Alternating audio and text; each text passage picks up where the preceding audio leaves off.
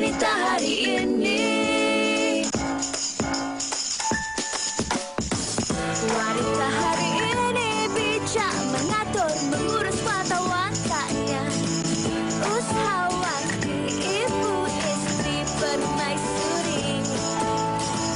Wanita hari ini di zaman modern masih kekalkan adatnya. Dihormati, disayangi, disanjungi. Wanita hari ini. Assalamualaikum warahmatullahi wabarakatuh. Selamat tengah hari. Salam sejahtera kami ucapkan kepada anda semua penonton setia Wanita hari ini. Untuk siaran 2 Jun 2021, hari ini hari Rabu, bertemankan saya Uyaina dan juga Fahrin Ahmad yang sudah pun terhubung dalam talian sekarang ni. Assalamualaikum Fahrin. Waalaikumsalam. Selamat tengah hari kepada semua penonton-penonton Wanita hari ini. Baik, Yana, saya takkan biarkan Yana keseorangan kerana berdua itu lebih baik, Yana. Saya ingatkan Fahrin tadi dah tumbuh jambang tadi. Rupanya dia punya earphone dia cantum.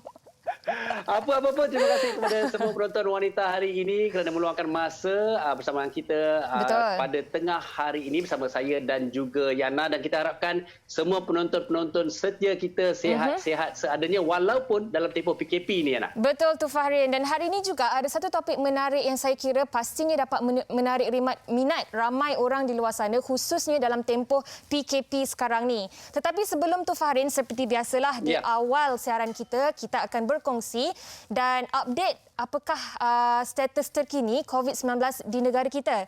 Fahrin, kalau kita lihat 3 hari yang lalu, berlakunya penurunan dalam kes baharu di negara kita. Tetapi kemarin telah dicatatkan sebanyak 7,105 kes dengan 71 kes kematian. Namun kalau kita lihat juga pecahan dari setiap negeri, kita lihat di Perlis mencatatkan sifar kes sama sekali. Namun Selangor dan Kuala Lumpur masih lagi mencatatkan kes yang cukup tinggi. Dan sebenarnya perkara ini, kalau kita lihat penurunan kadar orang kata jumlah kes baru itu menampakkan satu peningkatan ataupun satu peningkatan yang positif. Tetapi apa yang lebih meresahkan kita dan harus kita sentiasa peka dan juga patuh kepada SOP dan juga arahan adalah keresahan kita tentang kemunculan varian-varian baru yang masih lagi kita orang kata lebih ganas, Yana. Jadi ini yang sebenarnya kita harus berjaga-jaga. Jangan terlalu yakin dengan apa yang kita lakukan. Betul. Dan mungkin ada dalam kalangan kita yang rasa mungkin mustahil untuk kita capai zero kes ataupun sifar kes di negara. Tetapi tidak mustahil sebenarnya, Fahrin. Sebab kalau kita ambil contoh negara-negara lain, khususnya negara New Zealand yang sekarang ini sudah pun mencatat sifar kes di negara mereka, tiada langsung kes tempatan. Saya kira tidak mustahil untuk kita Malaysia juga bergerak ke arah itu. Zero kes, kita pasti akan menang, insyaAllah. Sememangnya itulah doa kita. Fahrin, bercakap mengenai COVID-19 ini juga, hari ini di awal siaran kita ni juga kita nak bawakan seorang bekas pesakit COVID bersama dengan kita semua di dalam talian, yang mana beliau akan berkongsi kisahnya sepanjang orang kata mengalami jangkitan COVID-19 ini. Okey Fahrin? Baik, kita bersama yang telah pun bersedia di dalam talian Encik Muhammad Hidayat Muhammad Rashid, bekas pesakit COVID-19 yang kini berada di Sungai Petani Kedah, dan kita harapkan beliau telah bersedia dan kita nak mendengar kisah dan juga pengalaman beliau di dalam menghadapi COVID-19 ini. Assalamualaikum Encik Hidayat. Waalaikumsalam warahmatullahi wabarakatuh. Apa khabar? Alhamdulillah. Alhamdulillah sedang dalam fasa pemulihan lah, insyaAllah. Alhamdulillah. Encik Hidayat, mungkin kan sebagai permulaannya, mungkin Encik Hidayat boleh kongsikan dengan penonton semua, bagaimana di awal-awal dahulu Encik Hidayat mendapat tahu yang sebenarnya Encik Hidayat sudah pun dijangkiti oleh virus corona ini? Okey, terima kasih Cik Yana dan Cik Fahrin. Bismillahirrahmanirrahim. Saya pada mulanya saya dapat sebenarnya kontak rapat tu daripada rakan pejabat lah. Kami bertugas di Mahat Tafiz di Sungai Petani. Jadi beberapa orang staf demam lah waktu tu, demam dan tak sihat. Kemudian ringkas ceritanya 10 hari bulan salah seorang daripada rakan sekerja disahkan COVID lah pada 10 hari bulan dan pada 11 tu kami terus buat swab test lah. Dan kemudian pada 12 hari bulan dapat confirmation kata positif lah.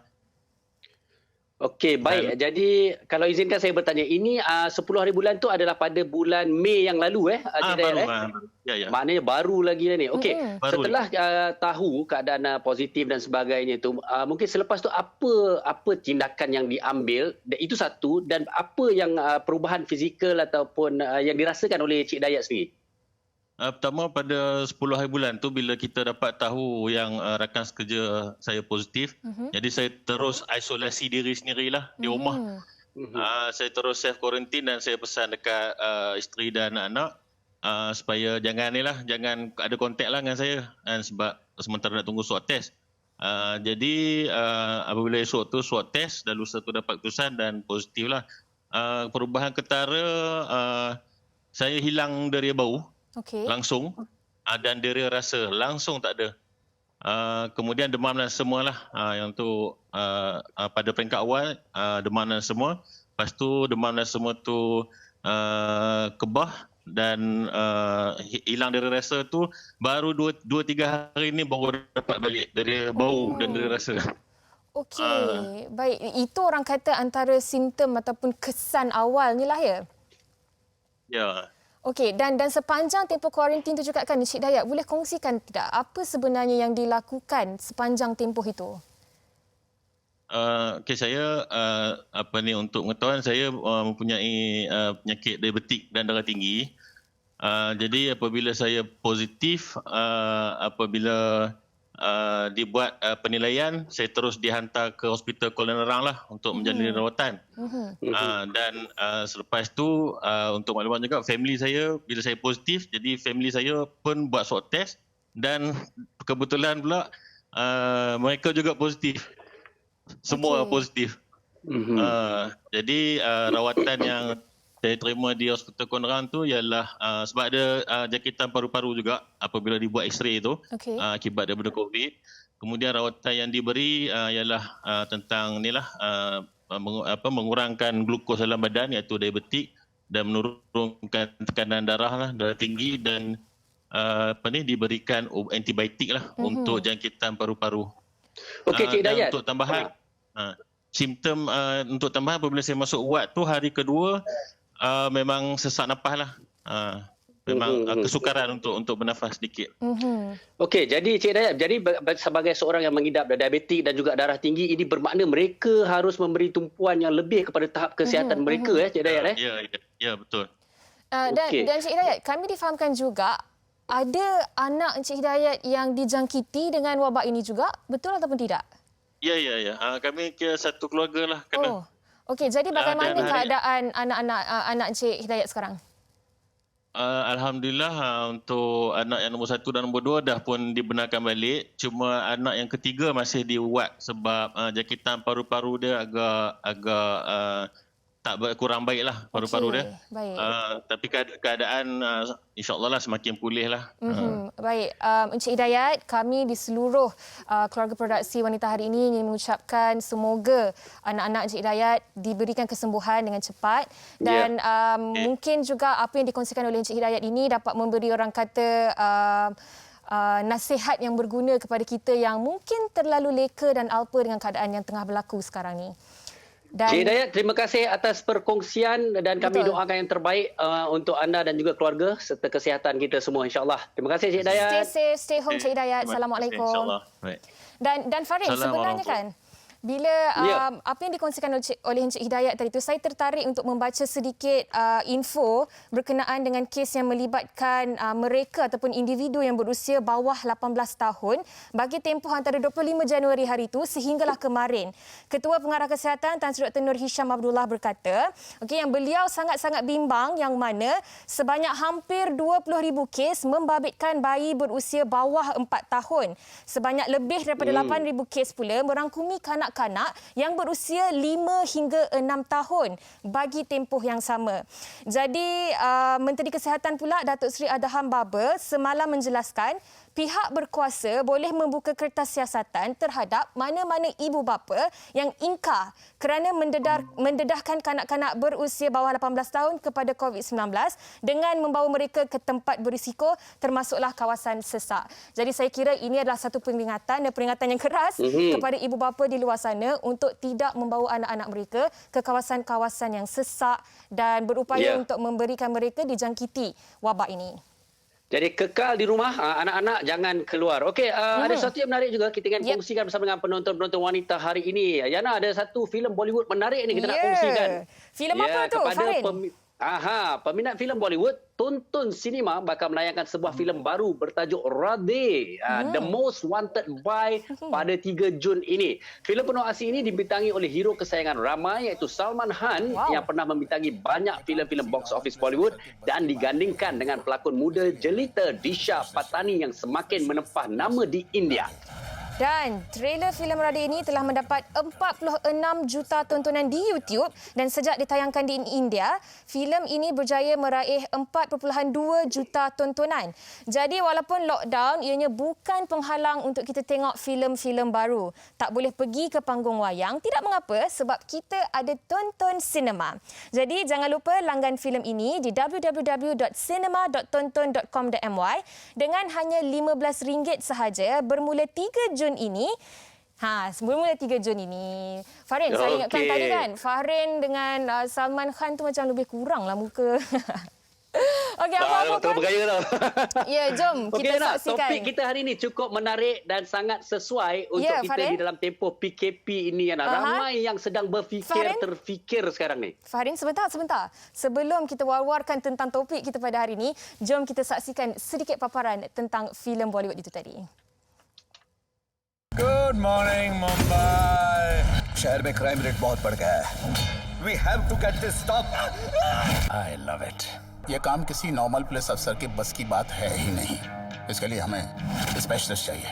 Specialist? Yes sir. Radhe. एक बार जो मैंने कमिटमेंट कर दी, उसके बाद तो मैं अपने आप की भी नहीं सुनता.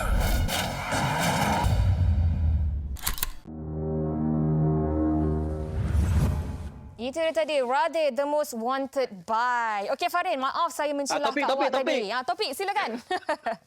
Okey, jana pendapatan waktu PKP. Semua orang sedang terfikir, semua orang sedang mencari ilham. Jadi hari ini teruskan bersama dengan kita.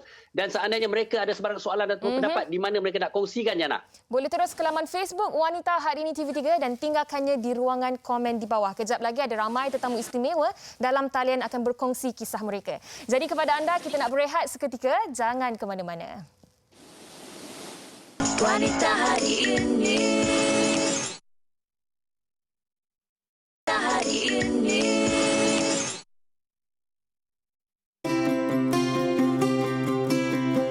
Kesan penularan pandemik COVID-19 dan Perintah Kawalan Pergerakan PKP cukup memberi kesan kepada ekonomi rakyat apabila ramai yang terjejas sumber pendapatan. Ada di antara peniaga dan usahawan terpaksa gulung tikar akibat terkesan pandemik ini dan ada juga yang kehilangan pekerjaan. Dengan pandemik yang melanda menyebabkan kita harus pelajari pelbagai norma baharu dalam menghadapi kehidupan mendatang. Ada yang bijak mengambil peluang memanfaatkan tempoh Perintah Kawalan Pergerakan ini dengan melakukan pelbagai alternatif lain bagi menampung perbelanjaan hidup. Kini dapat kita saksikan ramai menjadi semakin kreatif menjana pendapatan dengan melakukan pelbagai kerja seperti menjalankan perniagaan di atas talian, melakukan perkhidmatan sebagai personal shopper iaitu mengambil upah membeli barangan pelanggan, menjadi runner iaitu dengan menghantar makanan rumah ke rumah dan sebagainya. Justru dalam menghadapi pandemik ini, masyarakat perlu mencari inisiatif supaya dapat terus menjana pendapatan walaupun dengan hanya berada di rumah sahaja. Namun, adakah semua mampu untuk keluar dari zon keselesaan dan bagaimana untuk kita terus menjana pendapatan di musim PKP dan di masa akan datang? Saya kira pandemik COVID-19 ini pastinya memberi kesan kepada kita semua dan mungkin ada dalam kalangan kita yang kehilangan pekerjaan. Apa yang pasti, hidup mesti diteruskan. Dan hari ini kami di Wanita Hari ini ingin memberi anda ilham, inspirasi dan juga cara bagaimana kita nak mencari pendapatan, mencari rezeki di waktu PKP kali ketiga ini. Fahrin, elok kalau kita perkenalkan tetamu kita yang sudah pun terhubung dalam talian sekarang ini. Baik, hari ini kita bersama dengan tetamu-tetamu kita dalam talian. Kita bersama yang di tengah tu, okey, Profesor Madya Dr. Noraini Muhammad Tawil, Fellow Bersekutu Pusat Kepimpinan Tun Fatimah Hashim UKM. Terima kasih Doktor bersama kita pada hari ini. Terima kasih. Dan kita juga bersama dengan pasangan ini, Nur Hafizah Badrul Hisham, Muhammad Hafsyam Mat Zainal. Lebih mesra dengan Mary dan Biskut. Betul kan? Assalamualaikum. Dan Fahrin. Dan akhir sekali, ini wanita hebat ni Yana. Betul. Hafizah Saleh. Kita tengok dia ni, sangka tak sangka beliau adalah seorang courier dan juga runner wanita. Wah. Okey, hari ini tetamu-tetamu kita semua ni nak berkongsi kisah mereka tentang bagaimana mereka menjana pendapatan dalam tempoh PKP kali ketiga ini. Okey Fahrin, elok kalau kita mulakan perbincangan kita. Baik, soalan pertama mungkin saya nak ajukan kepada Hafizah terlebih dahulu. Hafizah Saleh. Okey, sebab kita ada dua Hafizah ni kan, takut confuse pula. Dua-dua pula tu pakai tudung hitam. Satu lagi Hafizah Mary. Okey, Hafizah Saleh, mungkin boleh kongsikan dengan penonton semua. Sejak bila mula menjadi runner ataupun courier dan bagaimana ianya terjadi? Okey, mula-mula masa MCO yang pertama tu, saya hanya duduk rumah saja, tapi terdetik untuk customer, ada satu customer untuk saya, bagi tahu untuk saya beli barang basah untuk dia sebab dia ada anak kecil kan, nak keluar. Waktu tu MCO tak boleh bawa budak-budak pergi supermarket. So dari situ saya terdetik untuk buat personal shopper. Saat situ saya buat personal shopper, saya macam tonjolkan diri saya dalam Facebook, bagi tahu kawan-kawan yang mana yang susah nak keluar. Dah duduk rumah saja kan, so kita tolong. Niat tu mula-mula untuk menolong sahaja sebab saya tak letakkan charge terhadap customer saya. Okey. Itu lepas tu dia jadi macam jadi satu income untuk saya balik. Dan saya start untuk buat courier tu sejak barang saya start dekat courier, dan dari situ saya cuba untuk jadi part-timer courier. Okey, jadi bermula daripada PKP yang pertama lagi ya?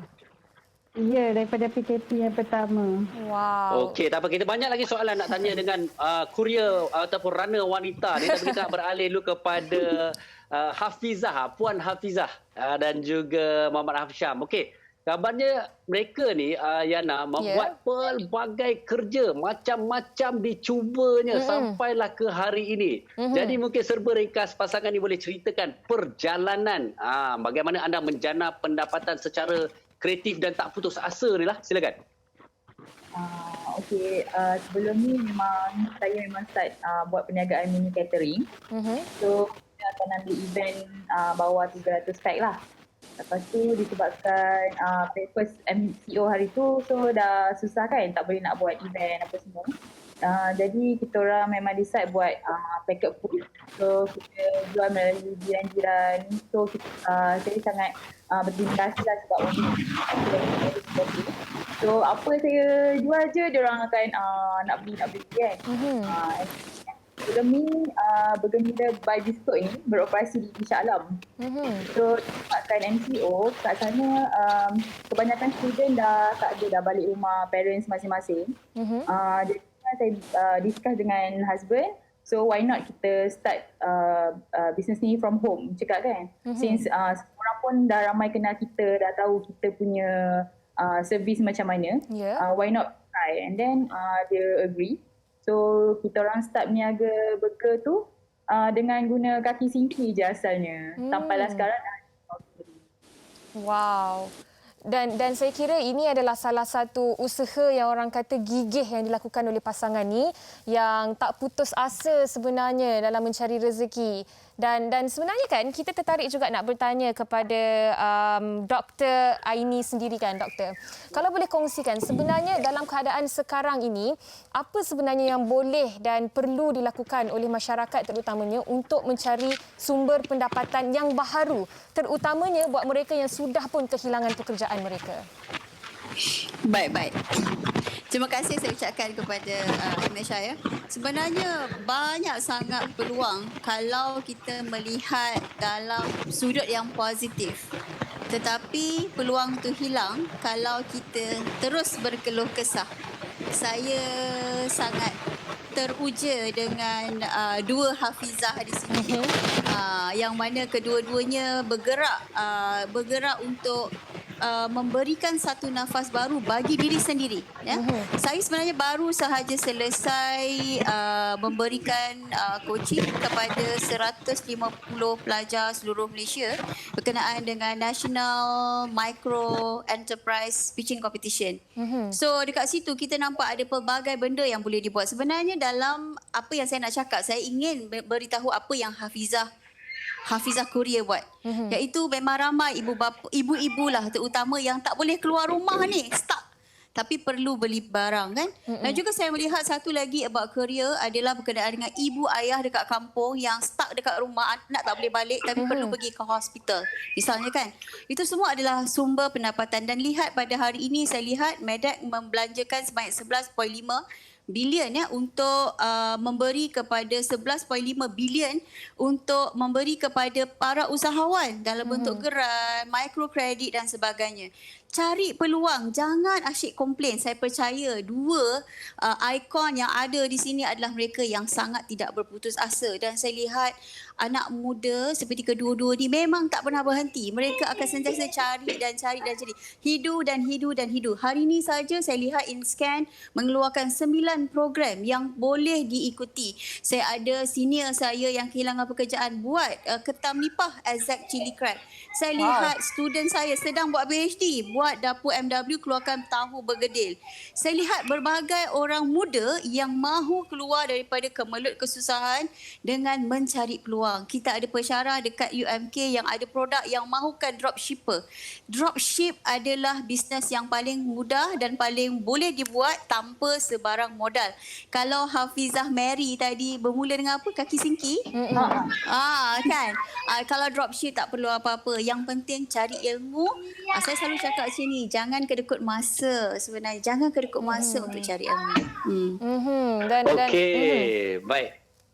Okey Ana, cukup menarik ya kalau kita lihat sebenarnya ramai anak-anak muda ni sebenarnya mereka kreatif, mereka sentiasa mencari peluang. Betul. Tapi yang membuatkan saya tertanya ni Yana kepada kita punya runner wanita kita ni, kan macam kita tengah tadi ada orang boleh jadi dropship, ada yang wanita-wanita ni kadang-kadang dia suka jadi duduk kat rumah aje buat OOTD, jual baju dan sebagainya. Ni kita nak tahu ni yang Hafizah ni kenapa dia memilih runner sebagai cabang pendapatan tu?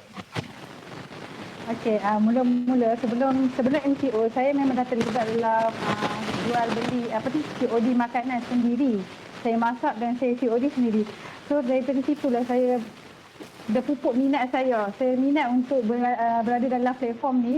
So dari situ saya teruskan untuk jadi runner courier, jadi untuk personal shopper, untuk bantu wanita-wanita ataupun keluarga yang susah untuk keluar masa MCO ni. So dari situlah saya jadi seronok untuk buat kerja ni. Saya kira bermula dengan niat untuk membantu, seterusnya dijadikan sekarang ini profession lah. Dan saya kira juga kan Fahrin, sepanjang tempoh PKP ini dan pandemik ini secara keseluruhannya mengajar kita semua untuk mengasah bakat keusahawanan, skill keusahawanan kita sendiri tu dalam berniaga dan sebagainya. Jadi untuk pasangan Encik Hafsyam dan juga Puan Hafizah, mungkin boleh kongsikan juga. Pastinya dalam mencari rezeki ini ada banyak ujian dan cabaran yang perlu dilalui. Apatah lagi bermula daripada bisnes yang pertama, yang kedua dan kini tak tahulah berapa banyak bisnes yang sudah dilakukan. Apa sebenarnya antara cabaran yang dilalui dan bagaimana anda berdua mengatasi cabaran tu? Okey, cabaran dia banyak sebenarnya. Yalah, kadang-kadang perniagaan ni biasalah, ada pasang, ada surut, ada naik kan. Jadinya ada masa sales kita down, ada masa sales kita okey. So daripada situ saya dengan Biskut memang Biskut dah terbiasa so Biskut memang dah kita orang mindset tak apa, don't give up. Usaha selagi boleh kita usaha, and then even my dad yang tinggal dekat Perlis pun masa MCO turun bawa bekalan ikan sebanyak 700 kilo pun saya turun padang dengan dia untuk jual. Okey. So, pergi ke merata-rata tempat and then daripada situlah kita buat connection dengan customer-customer kan. So apa-apa kita jual, lepas tu kita blast dekat broadcast. So apa-apa yang saya jual diorang akan dapat notification. And then daripada situ pun kita akan dapat sale. Dan saya kira Cik Afsyam mungkin ada sesuatu yang nak disampaikan juga. Cik Afsyam senyap je. Kita nak dengar cerita Cik Afsyam juga ni. Saya malu sikit lah. Tapi tu ada sebab saya tanamkan tagline never give up kan. Tagline never give up tu yang buatkan macam saya takkan berhenti lah buat benda ni kan. Macam mana pun usaha juga kan. Okey, kalau kita tengok perjalanannya daripada satu perniagaan ke perniagaan yang lain dan macam-macam perniagaan. Okey, sepanjang tu apa cabaran terbesar lah untuk anda berdua? Cabaran terbesar macam so far tak terasa lagi lah cabaran terbesar, tapi ada cabaran yang kecil-kecil macam ada benda ni kita orang jual macam perfume lah contoh kan, perfume kita orang jual, so dia punya sale kejap naik, kejap orang cari, kejap orang tak nak kan. So dan tu kita nampak lah graf dia menurun. So kita rasa macam passion kita orang ni lebih kepada makanan tau. So mungkin kita orang tengok kita orang makan seronok pun kan. Kejap tu kan lagi ramai seronok orang beli makanan kan. Tapi bagus juga apa yang dikongsikan oleh anda berdua ni sebab mengkaji trend dan ikut apa yang paling mendapat demand yang tinggi. Baik, Farin, sebenarnya ada banyak lagi yang kita nak tanya kepada tetamu kita. Tetapi sebelum itu, kita nak tanya juga pendapat orang ramai tentang topik kita pada hari ini. Jom sama-sama kita saksikan. Kita dengarkan.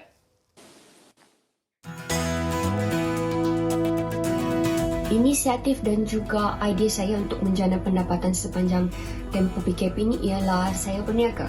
Perniagaan secara kecil-kecilan dan lebih berfokuskan kepada penjual makanan seperti pastry dan juga dessert. Dan di samping itu juga saya akan melakukan kelas baking dan masakan secara online. Okey, bagaimana kita nak jana pendapatan dari rumah pada waktu PKP? Okey, antaranya kita boleh jadikan hobi sebagai career. Okey, misalnya kita pandai memasak ataupun kita pandai main game dan berbakat dalam bidang-bidang tertentu, menyanyi ataupun menaris, ataupun anda boleh set up YouTube anda sendiri, kemudian buat sesuatu yang menarik minat orang ramai, kemudian jumlah tontonan tu boleh juga ditukarkan kepada RM1. Di situ kita boleh buat duit dengan mudah, hanya duduk di rumah, stay at home and stay safe. Cara untuk menjana pendapatan di musim PKP antaranya ialah dengan membuat bisnes online, mengambil dropship. Jadi, bila saya menjadi dropship, saya tidak perlu memegang stok dan juga mengeluarkan modal. Saya hanyalah perlu mencari customer dan juga mengambil order.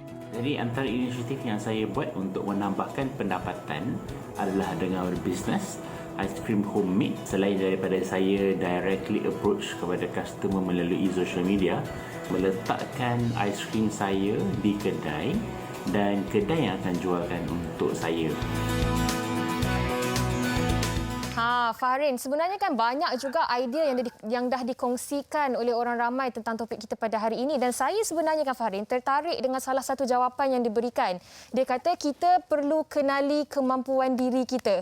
Know your own forte. Apa keistimewaan dan kelebihan diri kita, dan kemudian dari keistimewaan dan kelebihan itulah kita jadikannya sebagai bisnes. Dr. Aini, mungkin saya setuju. Mungkin doktor boleh kongsikan juga, doktor. Seberapa pentingnya untuk kita mengkaji kemampuan dan kebolehan diri kita yang akhirnya perkara ini juga yang akan membantu kita untuk menjana pendapatan. Okey, betul. Sebenarnya satu kemampuan kita, satu lagi suka. Kita suka, kita jatuh cinta nak buat benda tu. Kan? Saya suka nak sebut macam contoh, orang ni ada orang kan dia lahir-lahir dia memang pandai berbahasa tau, banyak bahasa. Saya tak tahulah kalau Fahrin pandai bahasa lain kan. Hebat, Fahrin. Cantonese ke Hokkien ke. So benda tu ada dalam diri tau, tapi kita tak tahu dan kita tak gunakannya. Sangat sayang kalau kita tak gunakanlah kemampuan diri.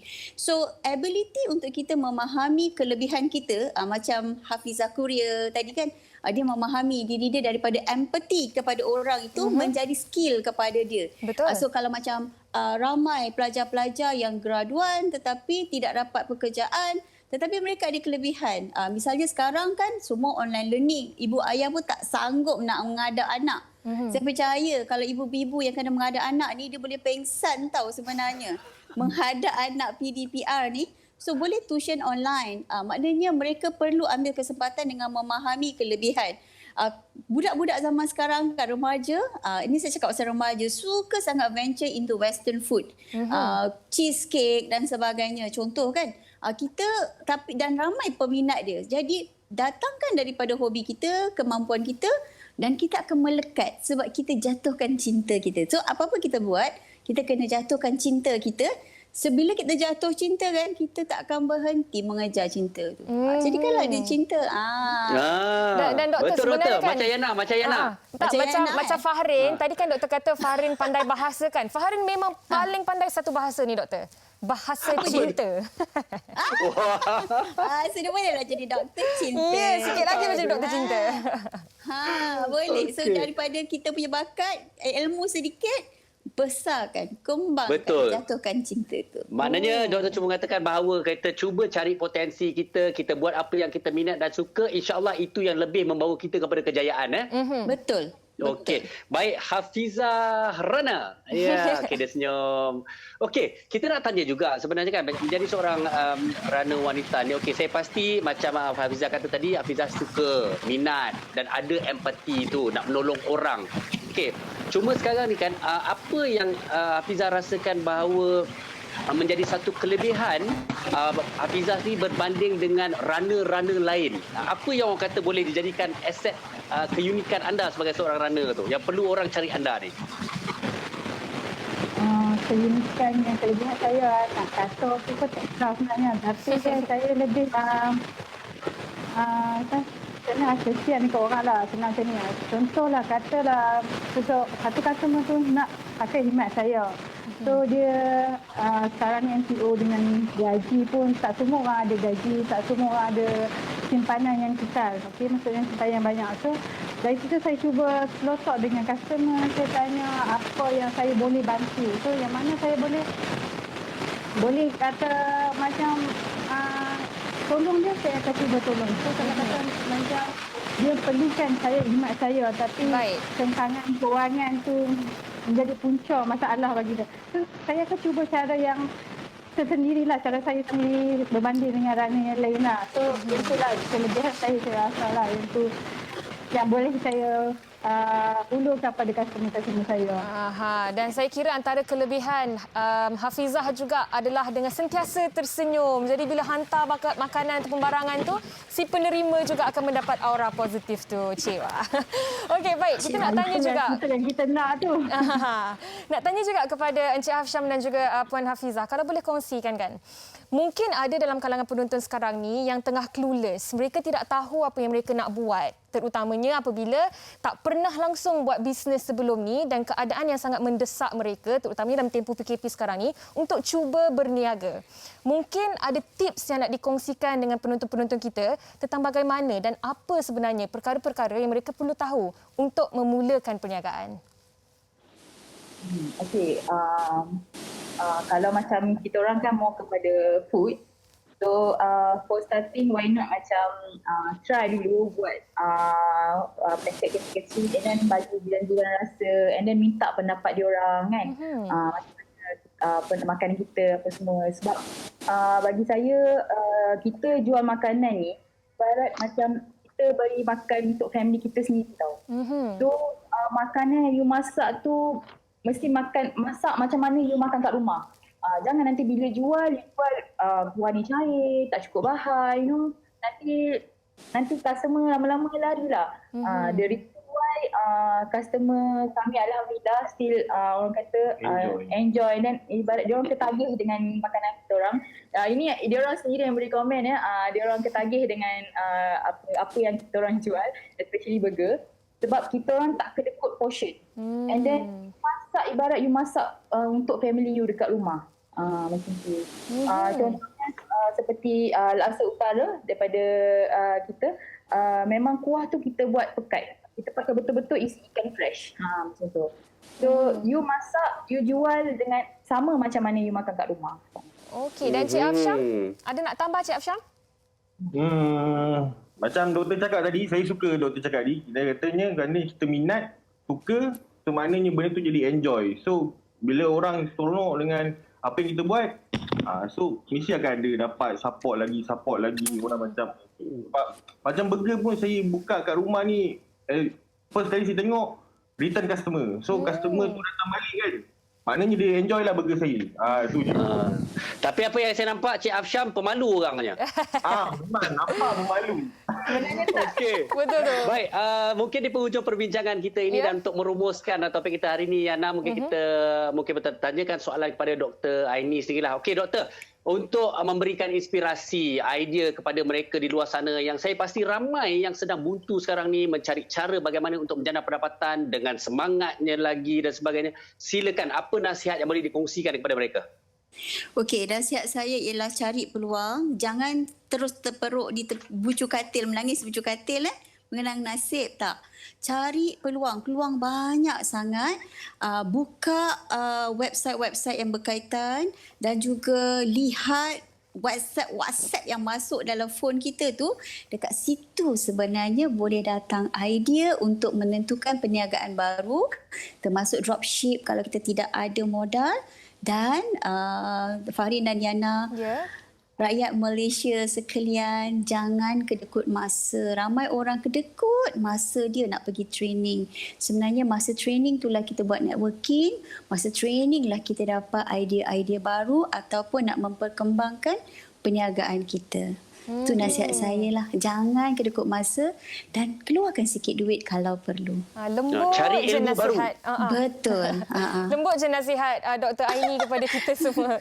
Baik, kita nak ucapkan terima kasih kepada semua tetamu kita, kepada Profesor Madya Dr. Nuraini Muhammad Tawil yang merupakan fellow bersekutu Pusat Kepimpinan Tun Fatimah Hashim UKM, kepada Encik Puan Nur Hafizah Badrul Hisham dan Encik Muhammad Hafsyam, juga kepada Hafizah Saleh atas perkongsian pada hari ini. Saya kira kan Fahrin, pucuk pangkalnya adalah jangan terus bersedih, yang keduanya jangan malas, dan yang ketiganya kita perlu kreatif dan terus mencari peluang-peluang baru. Betul. Sekali lagi kita ucapkan terima kasih kepada semua kerana bersama dengan Wanita hari ini. Terima kasih semua. Assalamualaikum. Waalaikumsalam. Okey, Yana. Jadi kita harap topik kita pada hari ini telah memberikan terus idea dan juga semangat kepada penonton-penonton untuk tidak merasa putus asa, never give up, dan anda masih lagi boleh menjana pendapatan sepanjang PKP ini. Betul. Dan hari tu Fahrin bagi tahu saya dia nak mula bisnes vanilla milkshake. Betul kan Fahrin? Oh, ya ke? Saya ingat saya dapat burger macam Cik Afsyam. Oh, ya ke? Okey. Baik. Kita nak berehat seketika. Kita akan kembali selepas ini di Wanita Hari Ini. Jangan ke mana-mana. Wanita Hari Ini. Wanita Hari Ini. Kembali bersama kami di Wanita Hari Ini, dan mentajaan sekarang ini sudah pun terhubung dalam talian Yana bersama dengan dua orang doktor yang akan membincangkan tentang glucerna bersama dengan kita.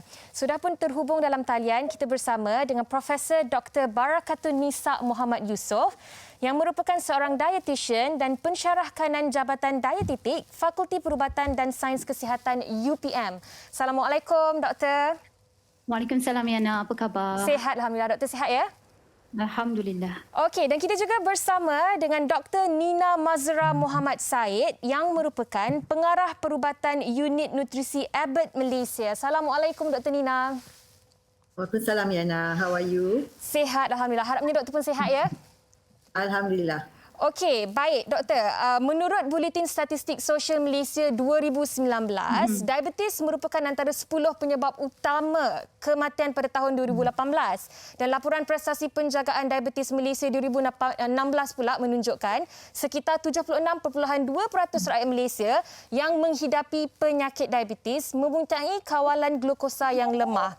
Jadi doktor mungkin boleh kongsikan bagaimana kita dapat mengamalkan gaya hidup sihat. Siapa yang nak mulakan dulu? Terima kasih Nina. Mungkin terima kasih Yana. Ya, saya mulakan dahulu. Boleh, silakan doktor. Memang diabetes sangat meruncing di Malaysia buat masa ini. 1 dalam 5 rakyat Malaysia menghadapi diabetes.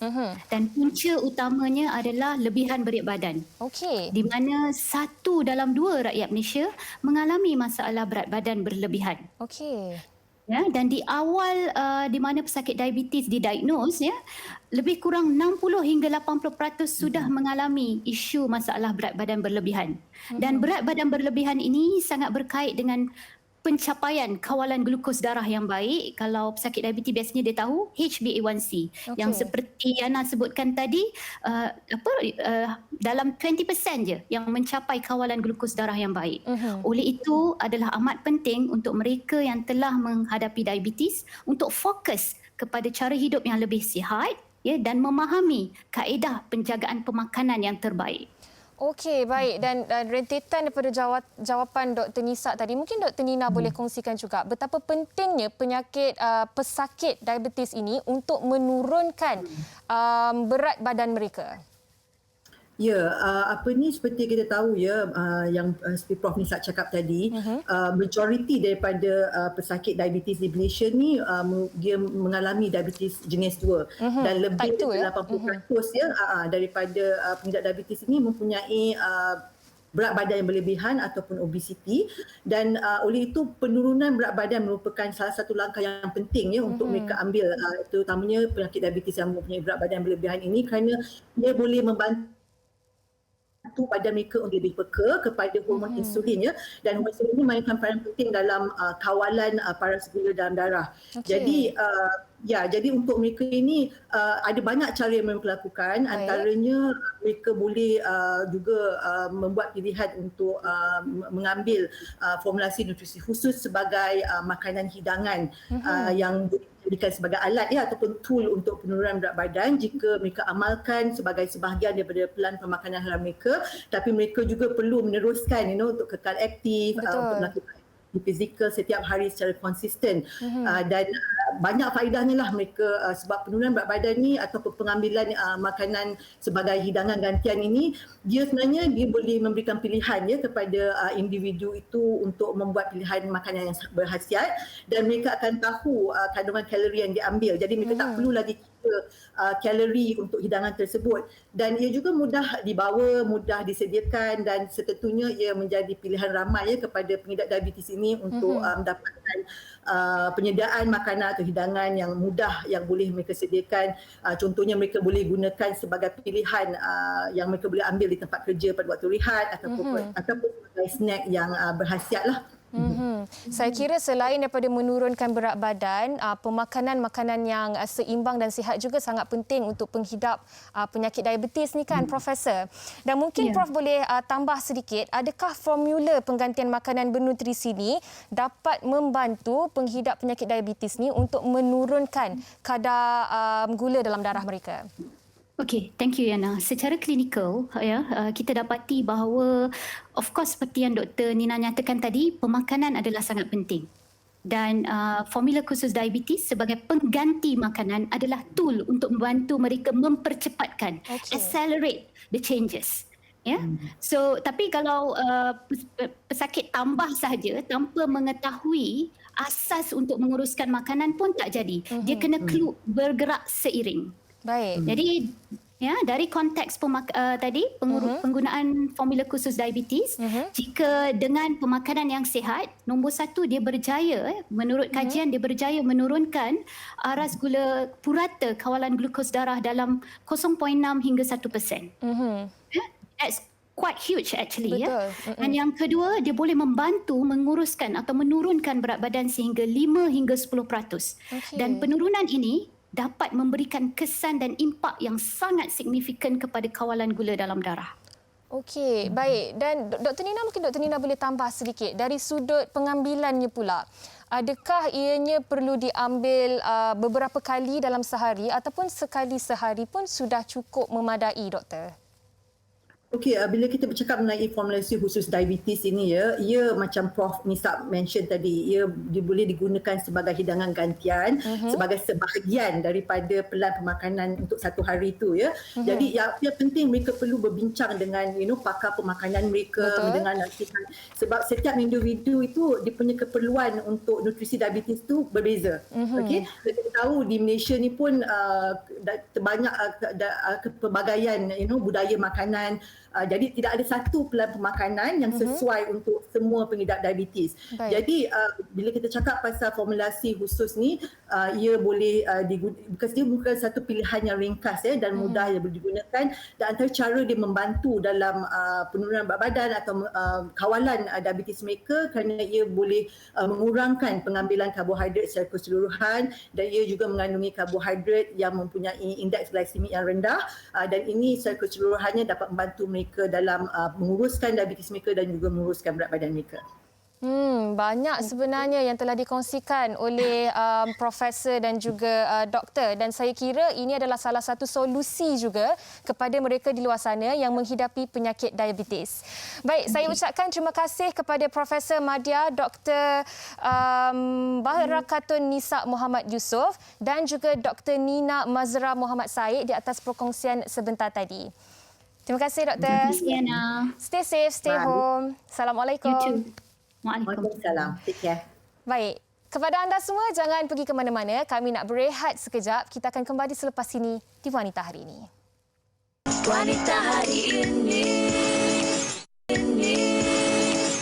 Kembali bersama kami di Wanita Hari Ini, dan sedar tak sedar dah hampir sejam pun kita bersiaran hari ini, Fahrin, dan diharapkan sedikit sebanyak dapatlah perkongsian kita pada hari ini memberi idea, ilham dan juga inspirasi kepada kita semua untuk mencari inisiatif baru untuk mencari dan menjana pendapatan sepanjang tempoh PKP ini. Betul, Yana. Baru hari kedua kita total lockdown ini, saya pasti ramai yang masih lagi orang kata berehat. Betul. Tetapi kepala mereka terus berfikir apakah yang mereka boleh lakukan untuk menjana pendapatan. Betul. Okey, Fahrin, sebenarnya kan saya dah tanya soalan ni dekat Sugi semalam. Hari ini saya nak tanya pula kepada Fahrin Ahmad. Sebab semalam 1 Jun kan ke ulang tahun ke-37 TV3 Malaysia. Jadi saya nak tanya Fahrin, bila kali pertama Fahrin bekerjasama dengan TV3? Okey, ini soalan yang cukup menarik. Drama pertama saya ditayangkan adalah di TV3. Drama berjudul Salina pada tahun 2000, hujung 2003 ataupun awal 2004. Alah, drama yang meletup-letup tu. Drama pertama saya. Alhamdulillah. Jadi itulah pengalaman saya bermulanya saya bersama TV3. Lama dah, Yana. 2004 saya baru darjah 4 ke darjah 5 waktu tu. Itu yang saya dapat surat daripada peminat, nama dia Uyaina ke apa. Awak Mestilah drama Salina tu was the in drama waktu tu. Apatah lagi Fahrin Ahmad. Dan dari situlah Fahrin Ahmad menjadi hero Malaya sehinggalah ke hari ini. Okey, Fahrin, esok kita akan kembali dengan tajuknya Kesihatan Mental PKP 3.0. Sebab ialah dalam tempoh pandemik ni, kalau hari ini kita dah bawa inspirasi kepada mereka untuk menjana pendapatan, tetapi yang paling penting sebenarnya adalah kesediaan dan kesihatan mental kita. Betul, jangan disangka kesihatan mental kita boleh dipandang remeh kerana kadang-kadang kita sendiri tak sedar kita menghadapi kemurungan maupun orang-orang di sekeliling kita yang perlukan bantuan dan sokongannya. Betul. Jadi kepada anda, jangan lupa temu janji kita esok pukul 12 tengah hari di TV3. Untuk hari ini, saya dan Fahrin undurkan diri terlebih dahulu. Assalamualaikum. Bye. Stay safe. Stay home. Dia ratu di hati, tunggak keluarga, kalau bukan dia siapa lagi? Wanita hari ini bijak mengatur, mengurus mata-matanya. Usahawati, ibu istri, permaisuri. Wanita hari ini di zaman moden masih kekalkan adatnya. Dihormati, disayangi, disanjungi. Dia usahawati aliran masa kini, dia penyambung warisan Sri Kandi. Dia lemah lembut, baik budi pekerti, tapi sekal hati dia tambah berani pendidik. Puteri dalam hal jati diri dia, permaisuri kepada si suami, kepada anaknya. Dia ratu di hati, tunggak keluarga, kalau bukan dia siapa lagi? Wanita hari ini bijak mengatur, mengurus mata-matanya. Usaha